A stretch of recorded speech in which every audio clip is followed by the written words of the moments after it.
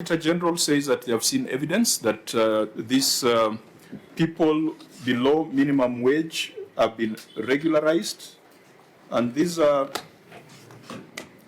Governor, these are ECD teachers. So the lowest paid ECD teacher in Kisii earns? Yeah, the lowest is 25,000. 25,000? Yes. So you didn't put them at the 14,000? No, when I came in, I found that these people, they were being paid 12,000. Therefore, against what they were there for that time, it was prorated. I can see the list is 25,000. Okay. OAG, you give us the assurance that you have seen those contracts and... Yes, Chair. We confirmed that we have received that, and we have confirmed in terms of the minimum. Okay, we'll come back to a conversation on the wage bill. I think a much broader conversation, and maybe this will be part of those issues that will come up. The next issue that's resolved?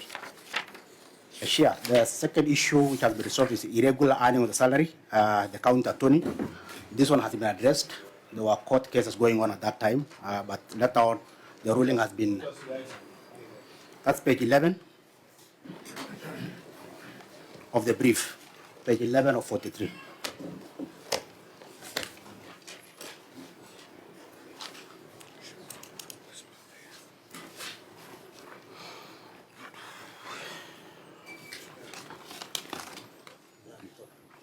Yeah, this matter was deliberated on extensively at our last meeting.